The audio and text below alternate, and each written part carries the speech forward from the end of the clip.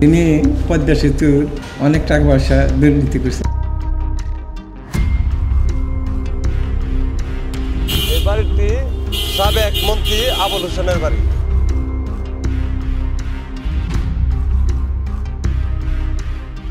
রাজধানীর অভিজাত এলাকা গুলশান 2-এর 96 নম্বর সড়কের বাড়ি।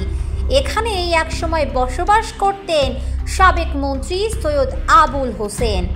সামান্য সরকারি চাকরিজীবী থেকে ধনাঢ্য ব্যবসায়ী, 4 বারের সংসদ সদস্য ও 2 দফায় মন্ত্রী প্রতিমন্ত্রী। রাজনীতির ময়দানে অত্যন্ত বিতর্কিত। পদ্মা সেতু কেলেঙ্কারি সহ দুর্নীতি অনিয়মে অভিযুক্ত আবুল প্রত্যাখ্যাত হয়েছেন বারবার। তারপরও তার দাপট ছিল দেখার মতো। এরশাদ থেকে আওয়ামী লীগ আমল ব্যাপক প্রভাব দেখিয়েছেন দুর্নীতির এই শিরোমণি। অনেকেরই প্রশ্ন, কিভাবে এত প্রতাপশালী হয়ে উঠেছিলেন সৈয়দ আবুল হোসেন? কোথায় ছিল তার খুঁটির জোর? আসলে আবুল ছিলেন কার? আজ আমরা জানব এই সব প্রশ্নের উত্তর। সৈয়দ আবুল হোসেন এক সময় ছিলেন টিসিবির সামান্য কর্মচারী। 1974 সালে গম কেনার বিরাট দুর্নীতিতে জড়িয়ে পড়ায় হারাতে হয় টিসিবির চাকরি। কিন্তু ততদিনে অঢেল ধন সম্পদ বানিয়ে ফেলেছিলেন তিনি। চাকরি যেতেই নেমে পড়েন ব্যবসাতে।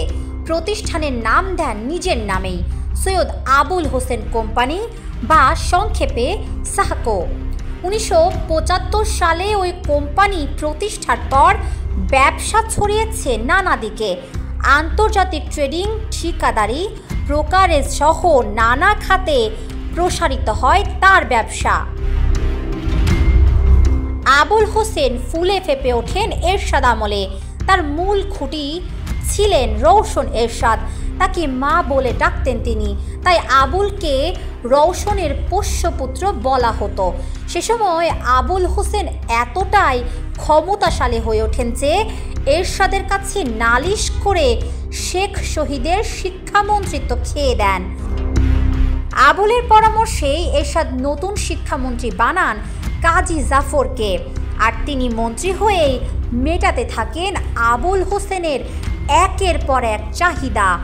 নিজের নির্বাচনী এলাকায় গড়ে তোলেন বেশ কয়েকটি শিক্ষা প্রতিষ্ঠান। এই বাড়িটি সাবেক মন্ত্রী আবুল হোসেনের বাড়ি। এখন উনি মারা যাওয়ার পরে বাড়িটা এরকম অবস্থা আছে। 90-এর গণ অভ্যুত্থানে পতন হয় স্বৈরাচার এরশাদের। রাতারাতি ভোল পাল্টে ফেলেন আবুল হোসেনও। সবাইকে বিস্মিত করে আওয়ামী লীগের নৌকায় উঠে পড়েন তিনি।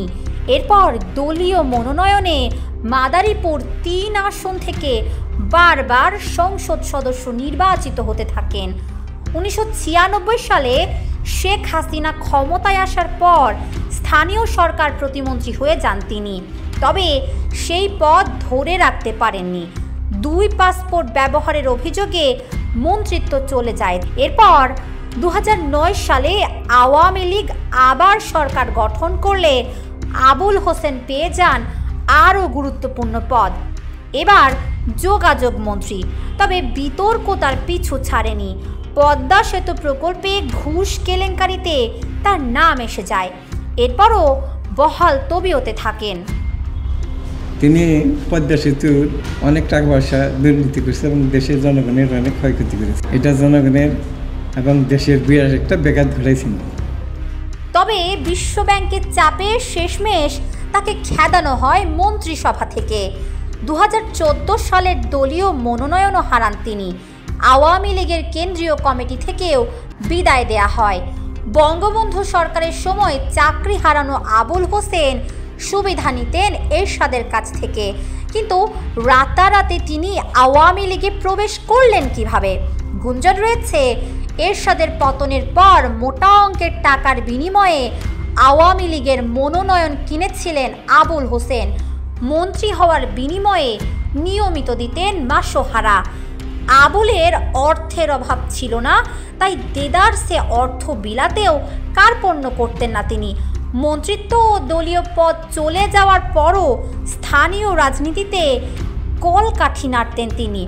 তবে মৃত্যুর আগে আর কখনোই ফিরতে পারেননি রাজনীতিতে। যদিও ভেতরে ভেতরে প্রাণপণ চেষ্টা ছিল, তবে তিনি ছিলেন বাহাউদ্দিন নাসিমের বিরোধী। তাই আব্দুস সোবহান গোলাপকে সমর্থন জোগাতেন